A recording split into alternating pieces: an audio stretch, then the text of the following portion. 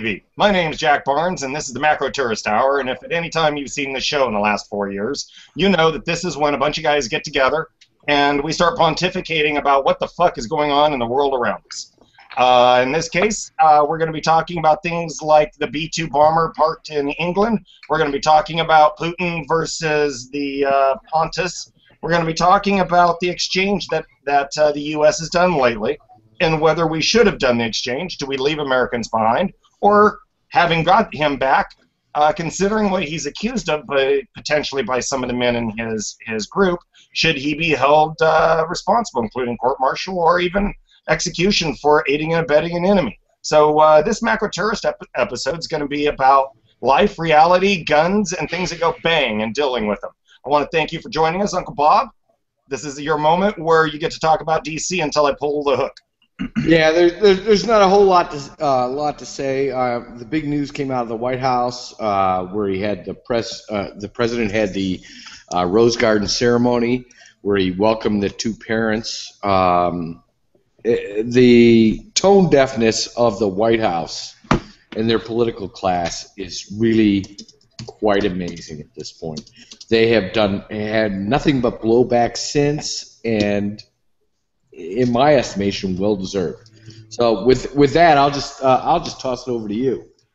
Wow, that is the shortest ever in like 3 years of doing this, Uncle Bob. I just want to comment on that. All right, Patrick, welcome back. You haven't been here in a while. You haven't, like, I don't know, like threatened us or pulled any guns on us or, you know, been misbehaving. What's new at your end? Did someone say pull a gun? He pulls a gun. All right, are you going to field script this one for us? Well, we're going to crack a safe later, and I'm going to show you guys how easy it is for most safes that you think are somewhat secure that we can pop in about 20 seconds.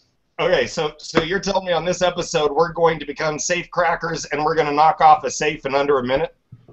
That's correct. Any hotel safe, any safe that's like under your bed, keypad safe, we can crack in about 20 seconds. Hey, nice glass of wine back there. Hot damn. All right. All right. And for this episode, we have a new guest. The one, the only, I call him Rhino. He has an actual first name, I believe. But what's the fun of using that? Hey, Rhino, how the hell you been? I'm good, man. Yeah, a lot of people just call me Rhino anyway, so... So welcome to the Macro Tourist Hour. This is an episode where we just talk about life. You can cut in anytime you want. You can bring up a topic if you want us to discuss it, or you can make a comment on any topic we are discussing. I'd like you to give us a little background on yourself. Anyone who's seen the show knows Uncle Bob and I, and probably already knows Patrick at some level. So why don't you roll with your bio for a few moments? And so, then I'll give you I grew up in Marin County, California, right across the Golden Gate Bridge from San Francisco. Joined the Army as soon as I could. Went to basic training a week after I turned 18. After basic training, well, it's called OSIT, One Station Unit Training, because I was in the infantry, so you don't have basic training and AIT. It's all put into one together as an infantryman. You go through straight 14 weeks. Then did 3 weeks of jump school, came home for 30 days, and went to the 82nd. I was only there for 28 days before I deployed for the Iraq invasion. All right. A little background from my side. My brother has been at the 82nd a couple of times. He was there in '62 flying in an airplane over Cuba, and then he returned in around '82. And then in '83 I lived with him in West Germany for a year. And so I went to Frankfurt American High School as an American punk.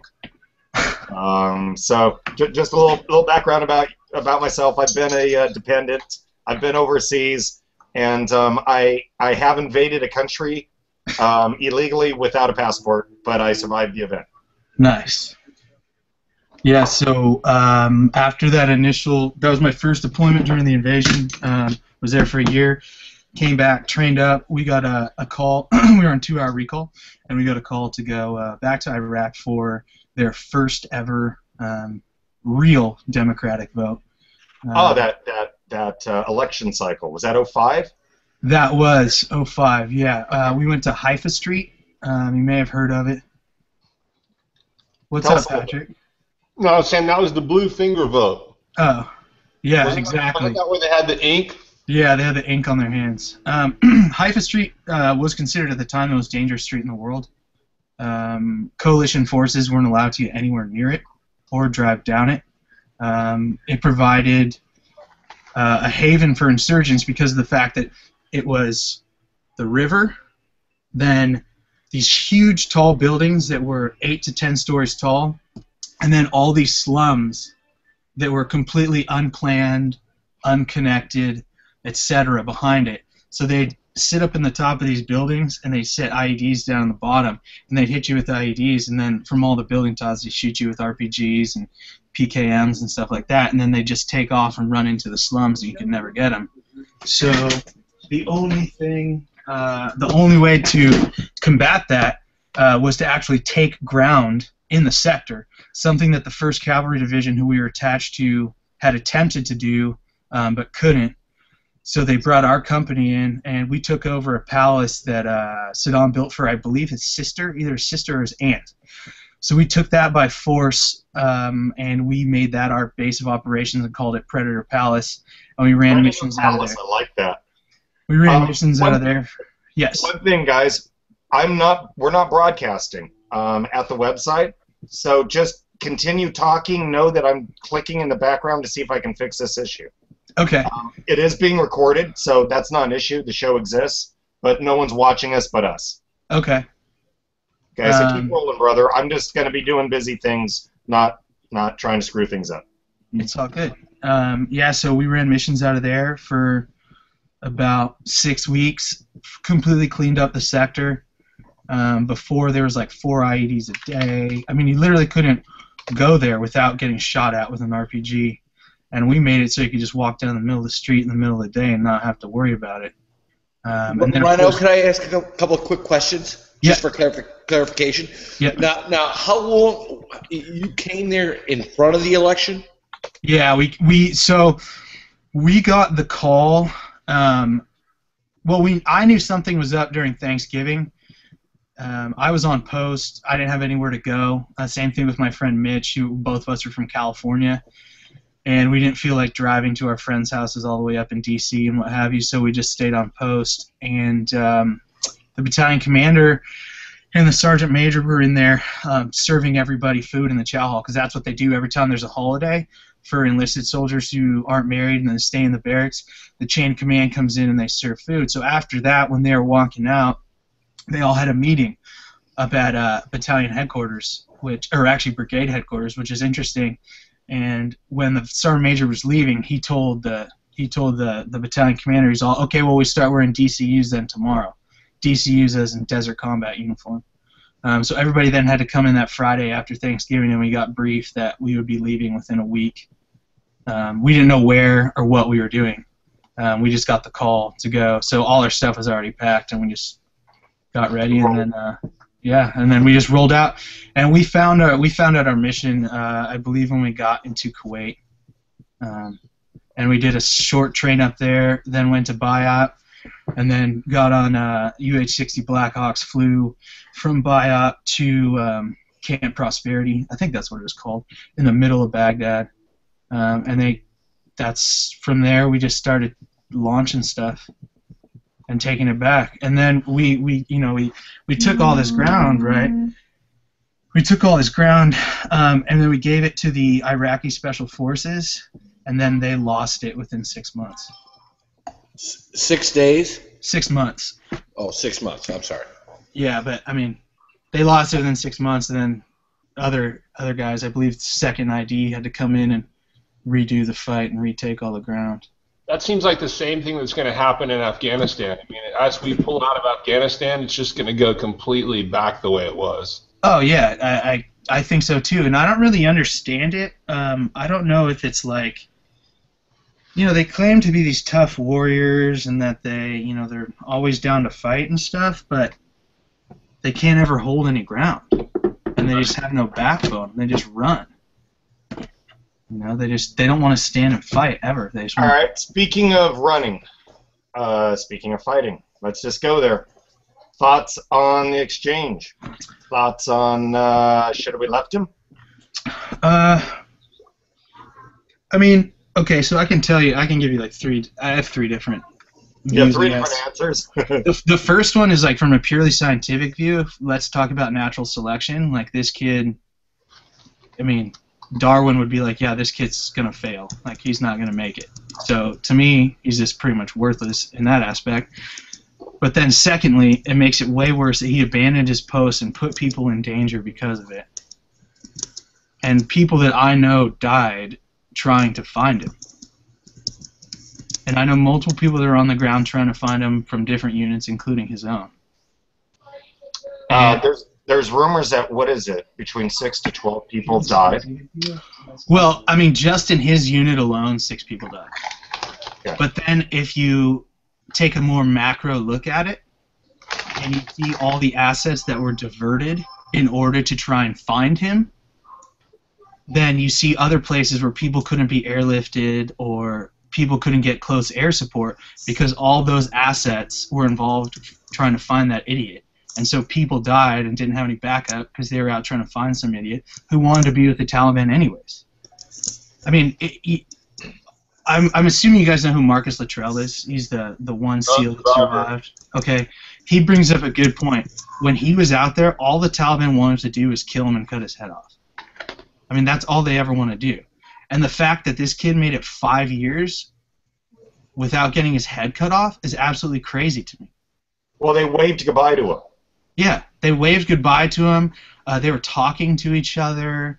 I mean, like, he was just sitting in that truck talking to him like, hey, you're my buddy. I mean, I can see from the standpoint, if you want to try and rescue the guy because you're going to go with the whole American concept of never leaving somebody behind, okay, you go and rescue the guy. But I think what really sort of has people just kind of sick to their stomach is, why do we trade 5 scumbags for this guy? Well, it's not only 5 scumbags, though. I mean, we traded like 5 of their top generals for a deserting private.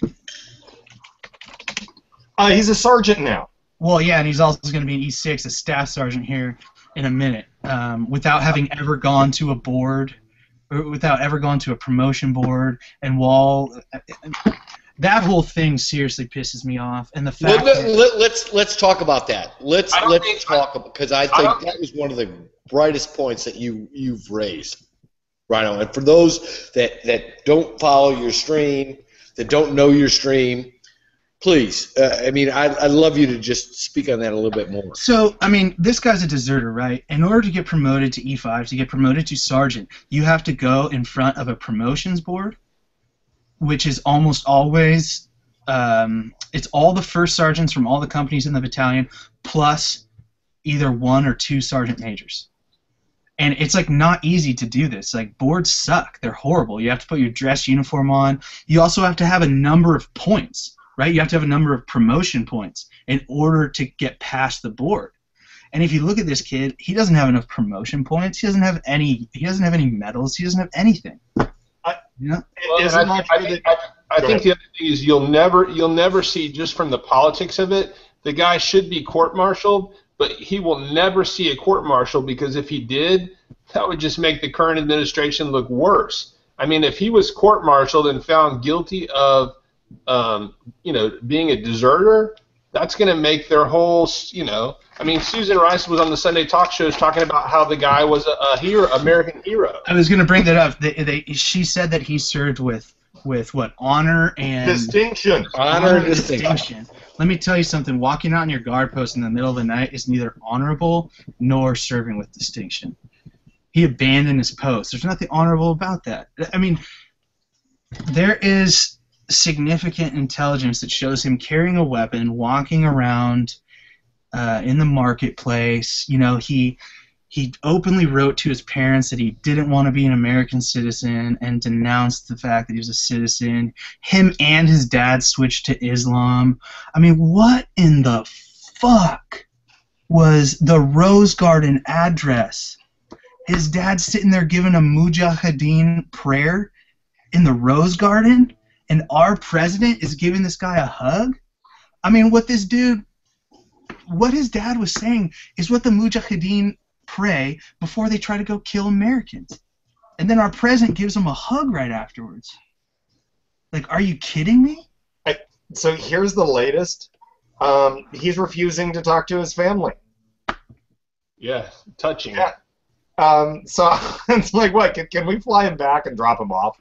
Well, did you see at the end of the Taliban's video where it says, "Don't come back to Afghanistan"? No. I did see that. So in their actual video, it says, "Don't come back to Afghanistan." It's like this kid so badly wants to be a Taliban, but he's such a bitch-made piece of shit that they don't even want him. There we go. We've got it just caught up. Well, our website is gone live. Jack, that was frankly the quote of the day. I mean, give me a second while I tell everyone to watch us. We're now live. Well, we're only 17 minutes into this episode. Keep going, boys. So yeah, man. So the Taliban doesn't even want this guy because he obviously can't hack it. He was at death's door, supposedly, physically. He didn't look like that in the video to me. Of course he wasn't. That's a bunch of bullshit. Let's put that aside for a minute.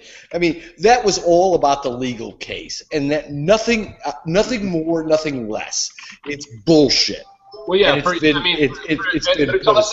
it's also a way for the current administration to sort of, I guess, curry political favor, and also not political favor, but like media favor for this whole effort. Because if you can say, like, sort of, John McCain said the guy was a loser, but if you can equate him to John McCain and the torture he went through, it makes the Republicans' case that we should have left the fucker there, weak. And we should have. I'm sorry. You know what? If the only reason we exchanged him was for these 5 guys, right? I believe that he needs to serve. What is it again? The uniformed military. The UCMJ, Uniform Code of Military Justice. Thank you. And he should be in front of his peers, and they should have a vote, and then they should bill his family for a bullet. Well, now, in all honesty, I'm kind of fed up with the UCMJ lately. All right. Hey, it's always good to have another opinion. Hit us. Just recently, I'm sure you guys have heard of Major General Sinclair. All right, he was the Deputy General of the 82nd Airborne Division. This guy's been married and in the Army for 27 years. And so he forcibly sodomized sodomized a junior female officer multiple times, threatened to kill her and her family if she came out and told anybody that he had done this to her. He used a government credit card to stay at hotels and have affairs, etc. This guy gets no jail time at all. None. Even though he not only was it an affair, but then afterwards he continued raping her because she didn't want to have the affair anymore. And he would literally like hold a gun to her head and make her do that, and then threaten to kill her family, right? So this guy gets 0 jail time. All he had to do is retire, and he gets less pension. But he ruined her life. And who knows how many other soldiers he did that, right? This guy gets no time, just has to retire. Yet a lieutenant, a first lieutenant, again in the 82nd Airborne Division, had his men fire at 2 guys on a scooter that were providing the mortarmen, the Taliban mortarmen, the position of the Americans so that they could accurately engage them. This kid had his two of his soldiers shoot and kill the Afghans, which stopped the incoming mortar fire, and now this kid is facing 20 years in prison for murder. Because they were taking fire and he had these 2 guys shoot. But yet this general doesn't get anything. And there's also recently a colonel who did basically the same exact thing as this general. And again, just another slap on the wrist. Guy had to retire. Doesn't do any jail time. Misusing taxpayers' money in the government card. And raping women. It's like... Andrew, believe me, I would love to post these if you have links, please post them to me or I'll grab them right now. And I will repost them because these are important stories, I think. Go ahead and put them in our chat room at BTFDtv. Okay. We're going to switch topics now. Patrick, What are the toys you have in front of you? What are you seeing in the market today from the defensive American perspective? Well, I mean, like, are you talking about like what's hot gun-wise? Black Sheep. Talk Black Sheep. Talk your book. Oh, talk my book. Okay, that's easy. Okay, first of all, if you're going to be buying a gift for your loved one and it's related to firearms or sporting goods, you know, we have 16,000 products. You really need to go to blacksheeparms.com, and you really need to sort of bookmark that, and that's your sort of starting point, maybe even your start page, where every day you can go and buy something for that person that you love. All right. Whether it be a firearm, a suppressor, a holster. All right. So you have access to real toys there, just not the run-of-the-mill retail toys. No, we sell class 3. So we sell suppressors. We help people identify and find machine guns. And it's the class 3 NFA process is not. It's not like your typical gun buying experience. You can't just go and say, hey, I want a machine gun, because it's very difficult for an individual to own a machine gun. But due to loopholes in the law, you can have a corporation or a gun trust can own a machine gun. And it takes about 12 months to put all the paperwork through and get a federal tax stamp. And kind of a little sort of piece of trivia, the tax stamp, when you buy the item, say like if you want to buy this suppressor right here, this is a All right, now is that a true silencer or just a suppressor? Well, there's silencer, suppressor, it's interchangeable. The ATF actually on the form it's called a silencer, but in the industry they use the word suppressor because it doesn't actually silence it, it just makes it so you don't have to use hearing protection. This is a Surefire 556. For you to own this, it's about maybe $500 or $600, but then you have to pay $200 for a tax stamp to the ATF, and that $200, I think it was enacted in the late 20s or the early 30s. They came up with the price tag $200 because they thought no one would ever pay it. Well, no, it's so crazy expensive that people couldn't afford it, so they just wouldn't do it. It would discourage the illegal use of something because it's a federal crime not to have the tax stamp. But that price has stayed the same from when they enacted that to the current day. So for every item like this that you want to buy, it's the cost of the item plus $200 for the tax stamp to the government. Okay. And I highly recommend that you, if you're interested, I highly recommend that you look at forming a gun trust and buying those things now. You need a gun trust. There's like tons of gun trust lawyers online. Form a gun trust because the laws will change here at the end of the summer, and it's going to become more difficult to get a suppressor or a machine gun because there's going to be more hoops you're going to have to jump through. All right. So obviously you don't own any machine guns, but do you happen to have an investment in a trust that has a machine gun? Patrick personally doesn't own a machine gun, but I am an investor in. I operate a trust, and I'm a trustee of actually of 3 machine guns. All right. But one of my favorite things that I'll let you guys talk. I'll go grab a gun here that our friend Rhino has probably seen in service in Iraq. So hold on. I mean, Jack, the only thing I'm thinking about is I really misuse my time in law school to, instead of focusing on nonsense and tax stuff, I really should have focused on trust for guns? Yeah, trust for guns. I mean, who knew? I didn't know. Okay. Oh, my goodness. All right. Hold on. We're just going to go camera live on you, so go ahead.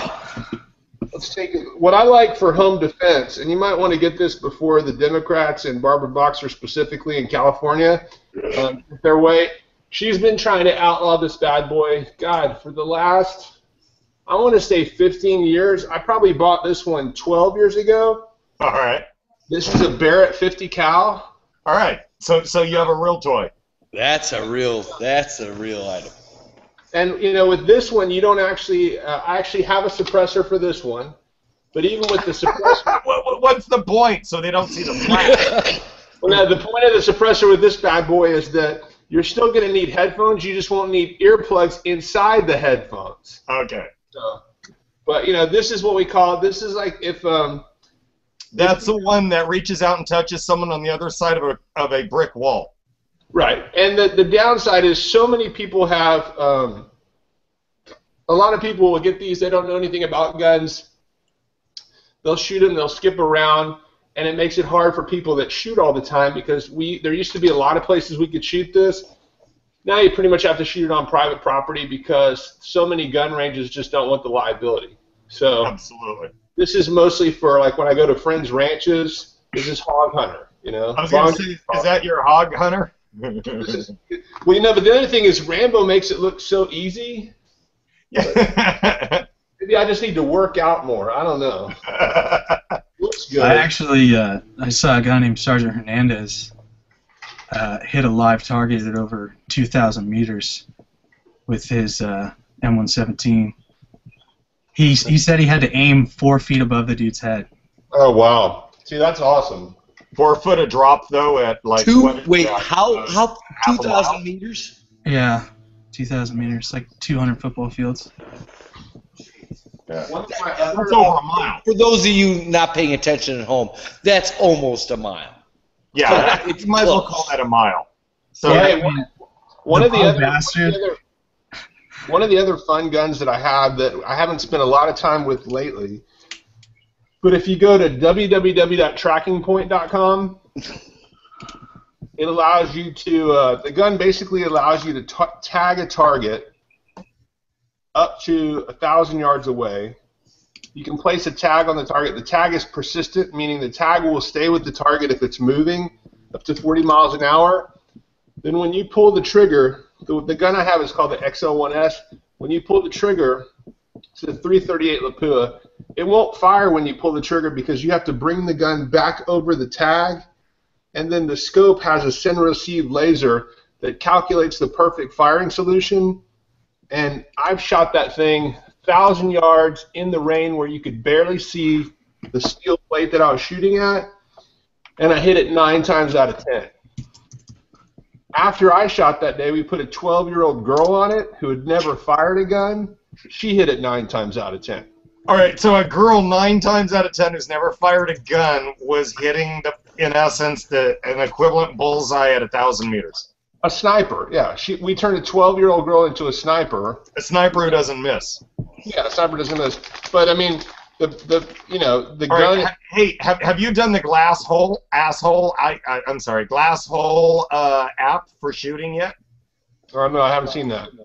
Okay, they're supposed to Google Glass is supposed to have an app now that you can point around the corner and it hits. Oh, I have at SHOT Show this last year. I did see a vendor that had a kind of a SWAT-specific tool, which was it was actually a gun set up so that you pointed around a corner and you have. I've seen the Israeli bent gun that you shoot around a corner. Yeah, that's the one that I was looking at. So they've taken it another step higher, and there's supposed to be a Google Glass app for targeting around blind. Oh, nice. I don't have that toy yet. No. All right, I'll find the link for that and send it to you. The XL1S that I was just talking about, it's about a 25. People are worried about getting in the wrong hands or whatever. They're very specific about who gets the gun. They do a lot of background. I mean, you have to obviously do a background check, but there's a waiting list. They sort of pre-qualify, I think, a little bit. But it's also a $25,000 investment, so it's not like I was going to say it's a car, right? It's not like your local scumbag drug dealer is going to go out and say, "Hey, I want to get an XLS1." What's the caliber on it again? That's a 338 Lapua. 338 Lapua. It looks like this.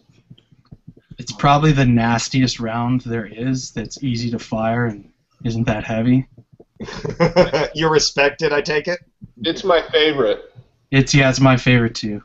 I'm jealous of the British because their snipers actually use an Accuracy International. It's 338. Well, and good point. That's actually the gun that the XL1 is based off. It's an Accuracy International chassis, and then all the other stuff is added onto it. So it's about, before you add on all the laser send receive stuff, it's about an $8,000 gun. All right. So what you're saying is the stripped down base model is $8K. Yeah, minus all the fancy, hit the target every time, you're looking at $8,000.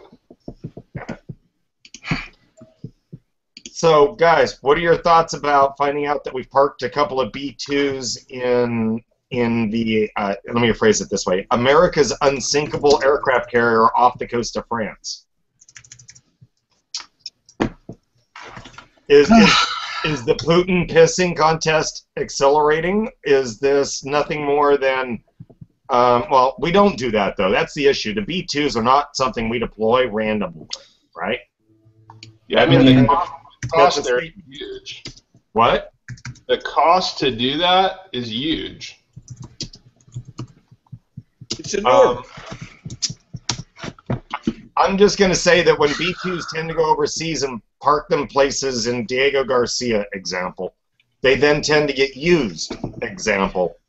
Well, I mean, Jack, the fact is they sit in Nebraska otherwise, and to deploy them halfway around the world from Nebraska is kind of important, I think.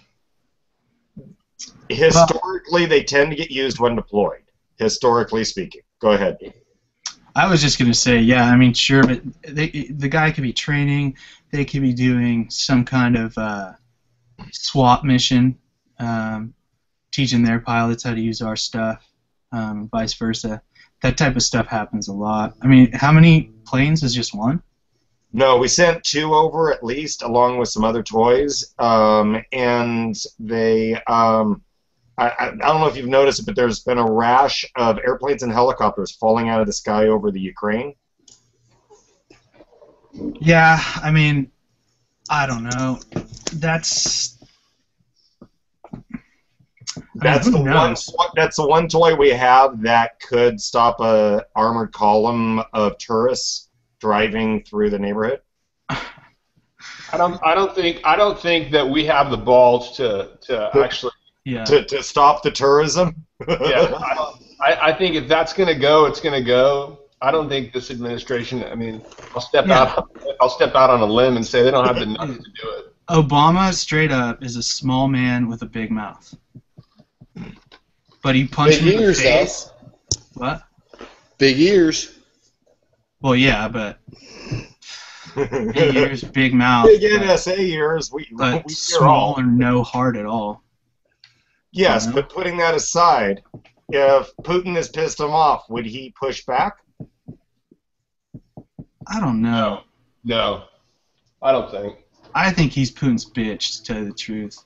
Well, you know, I mean, I'm not going to disagree with Rhino here at all, but I will say that the fact is that whether you like it or not, and believe me, I don't like much about it, Obama has actually won this local battle here, at least for the time being.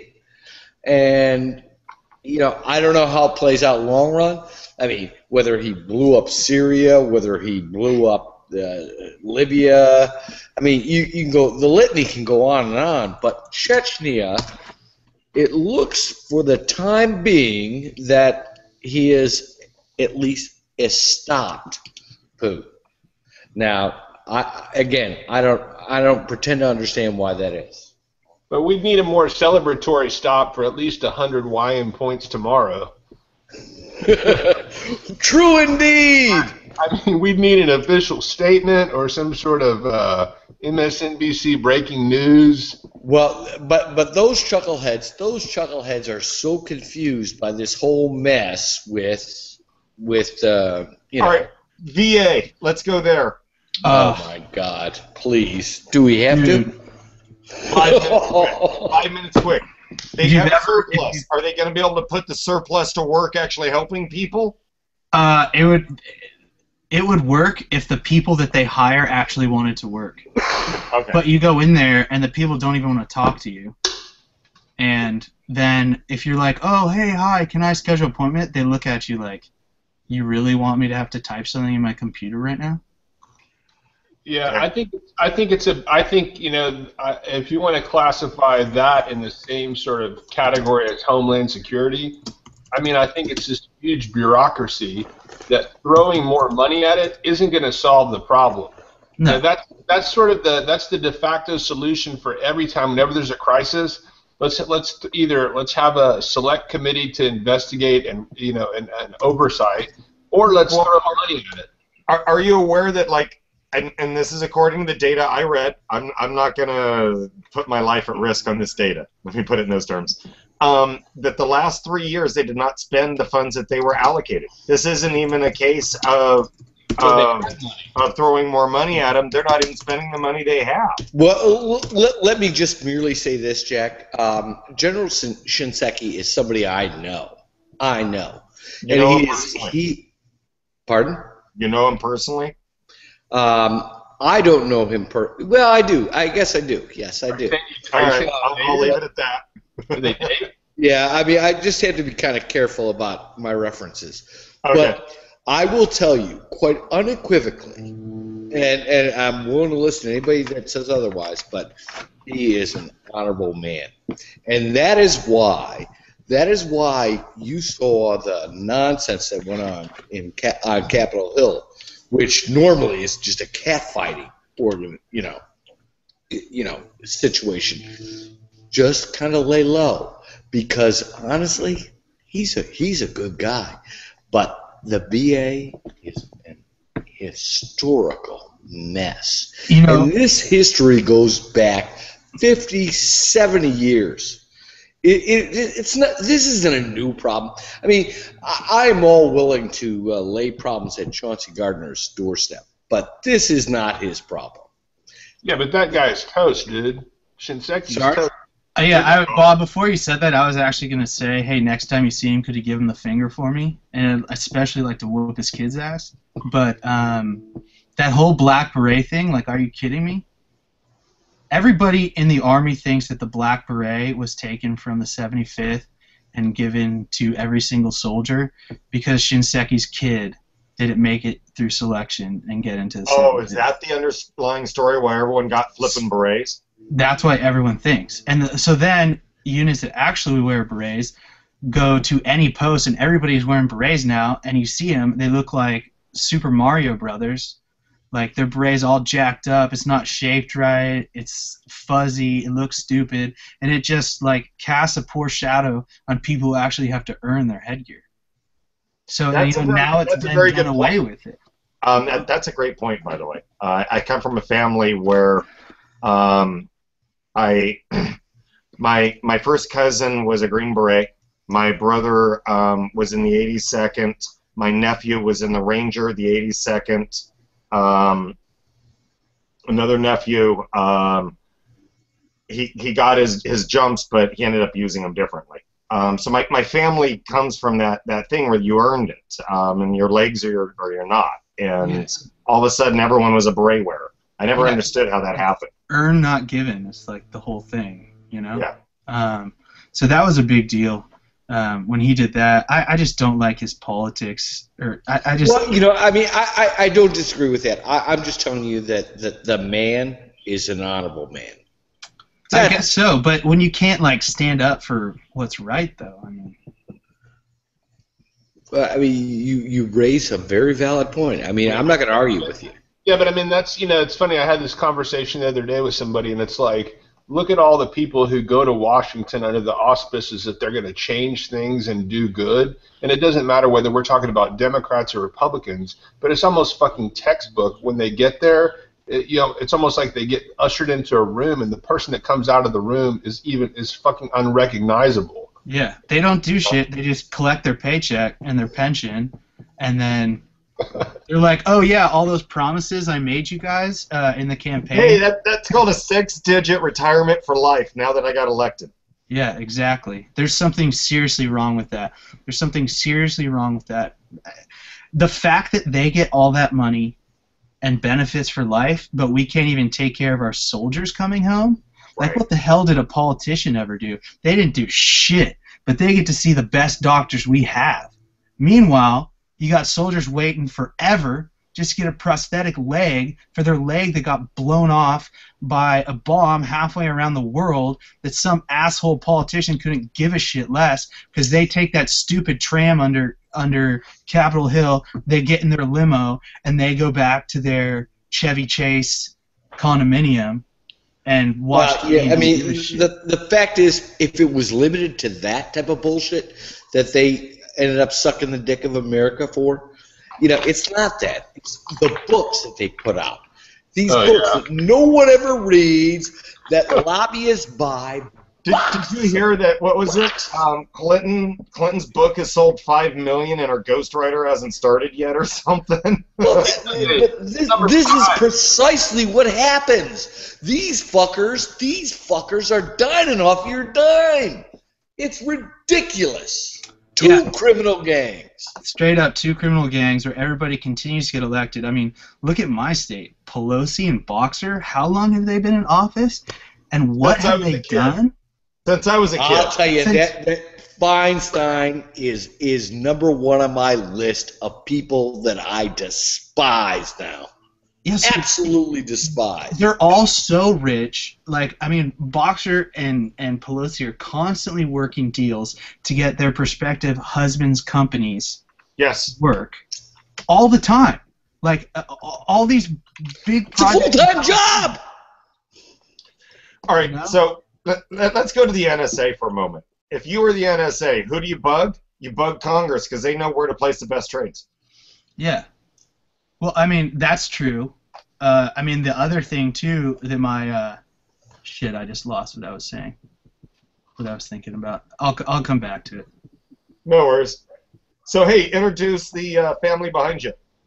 Oh, that's my fiance, Christina, over there. And then I got my Christina, 2 dogs. You're on television. Yo, what's up, Christina? Keeping it real on the couch. Hey, you know what? She's got her phone. She's got her glass of wine. She's very quiet. And she's like, this is the best thing ever because she doesn't have to listen to me talk to her and bitch about this stuff instead of bitching to you guys. And the pup's name. Introduce the related family. Yeah, so the little guy on the couch, his name's Joey, I think, because he looks like a kangaroo. They both had their names when we adopted him. And then Grace is below here with me. They're tired because we took them about 6.5, almost 7 miles today with 500 feet or so of elevation change over Russian Hill into North Beach and back. Wow. I hurt my back a few months ago, so I can't lift, run, or ride a bike. All I can do is walk, so the past 2 days I've done about 14 miles. I love California, but I could never live there because of the people that you just described, the politicians, and your fucked up gun laws. Dude, it's so crazy because like all my friends, and like Christina's dad, huge gun guy, and we're constantly like, "Are you idiots kidding me?" Like, I mean, you've never even seen an AR-15 in real life. You've never even seen one. You know, this recent shooting they had in Santa Barbara, I think Santa Barbara is where it was. Yeah, it was an IB, yeah. Yeah, I mean, if you look at that shooting, that's textbook of how fucked up the laws there are. You know, if I sell a gun to somebody in California, I can't sell it to them unless it's a 10-round clip, okay? Yeah. So, and they're saying, well, the 10-round clip, here's a Glock right here. Okay, I have 30-round clips here at the house that I can put in here for home protection so I don't have to reload. Yeah. Okay? I can't sell those clips to anybody in California because they say, well, 10-round clip, that's going to keep people safe. But you could sell them 10 guns. Yeah, but how did that work out with the guy who had 400 rounds of ammo in the back seat of his car as he was firing out of it? You know, I mean, it doesn't make any sense. If you're going to kill somebody, and that guy killed 3 people before he started his rampage, he killed with a knife. With a knife. Hold on, here's one thing. Everyone goes off against him being against women, and he was. But how many men did he kill? He killed 3 dudes. 4 dudes. Oh, 4 dudes. 4 dudes. He killed 3. I guess some of them were his roommates. Yeah. 3 of them were knives up front before he started shooting. Yeah. But I mean, my other thing there is like I could do far more damage with a bucket of fertilizer and 2 boxes of nails. I mean, that shit's gonna get the NSA on this call right away, bro. Yeah. So no, exactly right. I was in Oklahoma City when the bomb went off. Oh, great! Now your line is bugged too. No, but I had nothing to do with it. I kept working. Guys, we have a direct path to them. They accelerated the calculations on our shows and the transcripting. So, like, this show is an hour long, and it should take a couple hours to process. It'll be done in 5 minutes. That's one of the things about BTFDtv. There's enough idiots here. They want to at least know what we said in real time. Yeah, I mean, see, I would never do that. I'm just saying that's my like counter to whatever. I'm like, dude, you don't understand. The reason he wanted to kill people with guns is because of you dumbass media idiots who put out these movies who glorify gun violence. And it's the same liberal assholes. Video war games, we've got a whole bunch of kids who can't interface with reality, and they go there to vent their anger, and then they feel that's their escape. And no one wants to accept that. So, I mean, if they, so then they victimize the tool, but it's like, dude, all you asshole liberal Hollywood directors, you're the guys who are making these Boys, I'll be right back. I'm not going anywhere, but I have guests that needs to leave, so give me about a minute. No, please go on, Rhino. So, but to Rhino's point, just real quick, I mean, I think the people that should be held more accountable in that instance is like the psychiatrist who were seeing the kid since he was 9. Yeah. I mean, you don't think that never came up, that he wanted to... The HIPAA laws are a mess. Yeah, because his psychiatrist and a social worker both went to the Santa Barbara Sheriff's Department. And the parents called, too. Yeah, and they were like, we're really worried about him. And the Sheriff's Department was like, he's just like they looked at the videos and they just thought he's a little bitch. I mean, that's what he looks like. I mean, so here you had red flags going off one after the other, and it didn't matter, you know? No, it didn't matter. But then, of course, all the parents come out and say it's the guns. It's like, dude, the guns didn't kill your kid. That psychopath that was all drugged up, he was the one who killed him. And you can see by my shirt, it says Santa Barbara. But I lived there for a while, and it's like my favorite place in the world. And I knew people that knew that kid. And they were like, dude, he was the biggest, whiniest bitch, like so spoiled, like just got a brand new car, got whatever he wanted all the time because his dad was a Hollywood director. And it's like, dude, But one thing that they never talk about in all these shootings is they never talk about the medications that the shooters are on. It's like we gloss over, hey, let's talk about the guns because gun violence, they love talking about guns and AR-15s, military weapons, but we don't spend 5 minutes talking about the medications this kid was on, or the medications the Newtown kid was on, or the medications that the Columbine kids were on. These kids were all on Prozac, heavy doses, and it's like until you're going to address the elephant in the room, which is the fact that all of these guys have been on psychotropic medications, and that has to play a part in,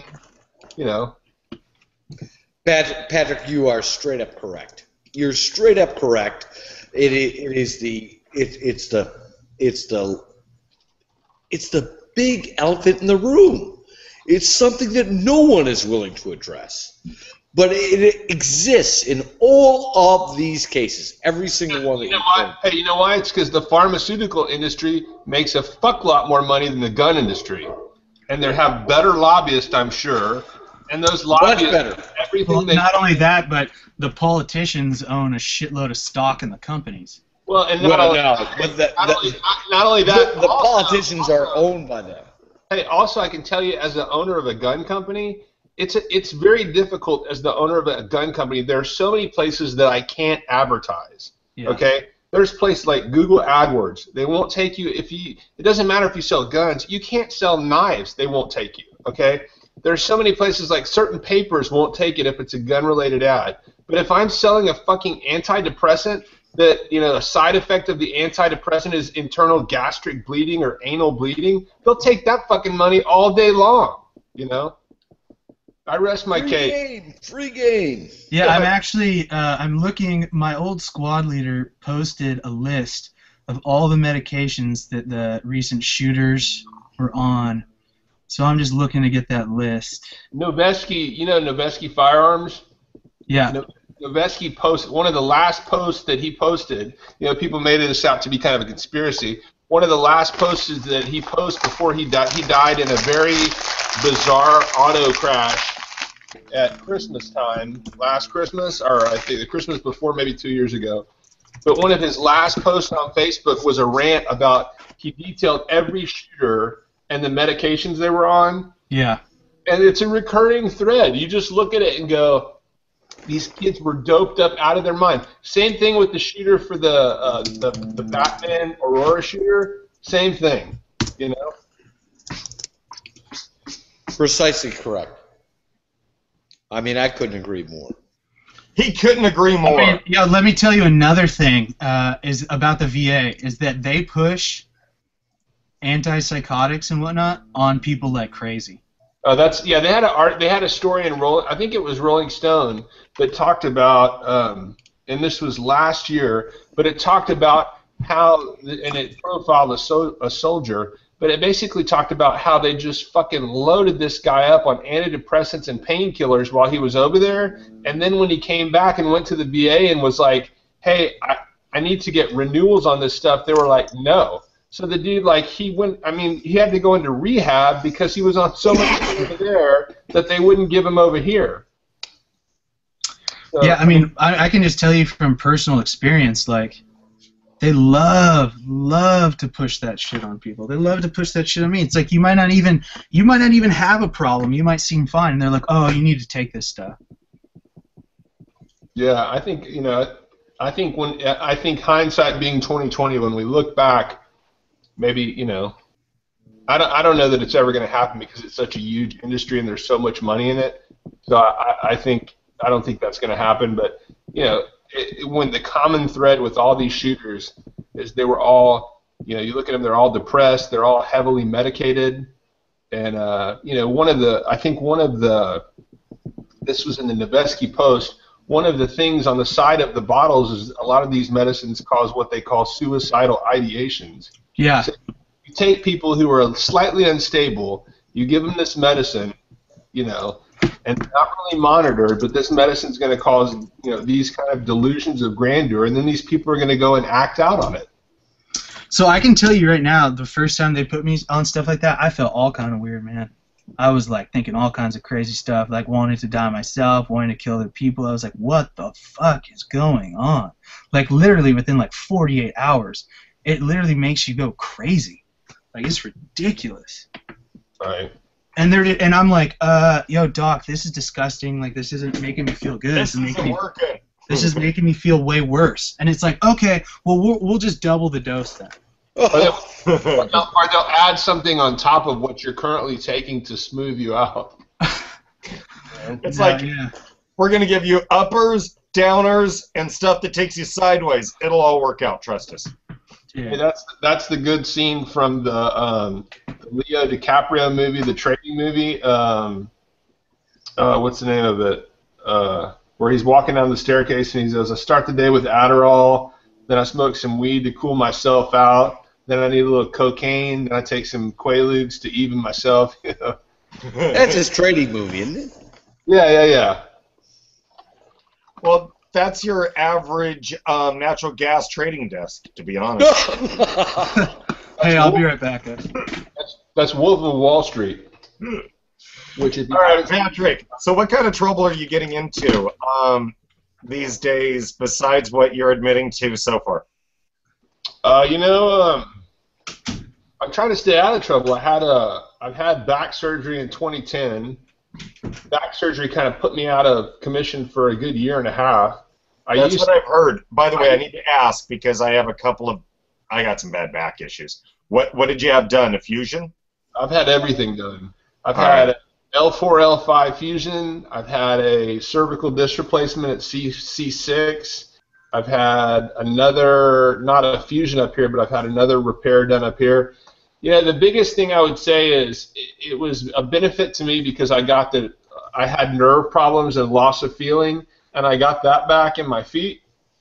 But the downside is it makes it hard to, like, I used to do triathlons. I've done 2 ultramarathons. I've done a half Ironman. It's hard to get back into that because it's so easy to re-injure yourself, Okay. So, and I'm not a big fan of painkillers, so I'm trying to slowly get back in shape so I'm not re-injuring anything. But when you do re-injure it, it's like debilitating. You can't move. So, how long is your down cycles? Well, if you re-injure it, you're out for like a month. There's nothing I mean, you're on painkillers. You can't lift anything heavy, but I just need to get back into the working out. Hey, there's a nice hat. There we go. What's the hell's? Oh, that's what he's got on. Never mind. It was the angle was wrong, and I was going to talk some trash until I saw what he was wearing. That is Hell's Angels, bro. No, that's no Hell's Angels. There we go. All right, so I saw that cut, and it looked like a homie with his hat on sideways, and then he brings it back across the other way, and it's earned. Yeah, I thought he was rocking that Justin Bieber hat. Yeah, man, or Pharrell. All right, boys, we're down to our last 3 minutes. Here's all the drugs these guys are on. I'm posting them. All right, so Rhino, what's your wind up on this moment? Know that you are always welcome to come back. You can demand to return. You are our infantryman plank holder for content. Okay. So you got a minute to talk trash, and then we'll bring you back in a week or two to see if there was anything behind it. Okay. Yeah, man. Personally, I just think this kid Bertel needs to be tried for sure, and also all the facts need to be released. Though that's kind of the problem, is that there is a significant amount of intelligence, both CIA, SOCOM, etc. But we'll never ever see it because it's all locked up in a highly confidential file. But I'm sure if that did come out, that we would all learn the truth. But I don't think this administration will ever let it come out. And I don't think they'll ever let him be tried. Does the guy deserve the billing of a bullet? Yes. All right. That's but all. I don't even think we should waste a bullet on this kid. I know a plenty of people that would really enjoy killing him with their bare hands, for real. All right, so we'll take that as a statement. Patrick, welcome back. It's been too long. I expect you to return more often. In fact, I hope that you'll actually kind of show up and offset Uncle Bob or I's bullshit on a regular basis, if we can talk you into it. Oh, I see your eye scratch there, Uncle Bob. Patrick, tell us what the fuck you want to chat about for the last minute until you return the next time. Here's what we're going to do, something fun in the last minute. We're going to take... Oh, and by the way, there is no 1 minute rule. Yes, we're gonna break the bank. This is what we're going to do. We're going to take a safe. You guys might have this safe. You might have seen it. Okay, it's a hotel safe. They sell them at a lot of these stores. They're keypad safes. Okay, I'm going to show you how not safe they are. Okay, so all you do, if you lose your key, the code doesn't work, you peel this. There's glue. You just peel this back. It comes up. You peel it back, and then you'll see. Here's the digital buttons that you hit. Okay, and see they don't work. Okay, see there's the code. But I don't need the buttons. I don't need the code. I'm just going to put this fucking screw right here. Fucking jack this in. Okay? And I'm going to take this pick. And then... You're going to open my flippin' safe. And then I'm going to take all jack shit out of here and put it in my car. I'm going to fucking drive off. So, hey, this is what we live in America. It's the illusion of security. Indeed. Well said. Sir. Very, very well said and demonstrated. And wow, what a point made. Uncle Bob, you lazy old bastard over there. Hey, you fucking prick. First off, I'd like to thank both of our guests. They have been absolutely wonderful. Andrew, Rhino, Cap, you've been wonderful. Patrick, always amazing. And you know what? I have nothing else to add. Just love. On that shocking bombshell, I want to thank everyone for joining us for this episode of The Macro Tourist. We'll be back next Sunday. I know we kind of took a hiatus there for a bit. I apologize, but we're back. We're here to cause trouble. It's summertime, and hopefully Patrick or the Rhino will show up, or both, and cause a stomping scene next week. Until then, have a good one, folks. We're not going anywhere. We'll be back.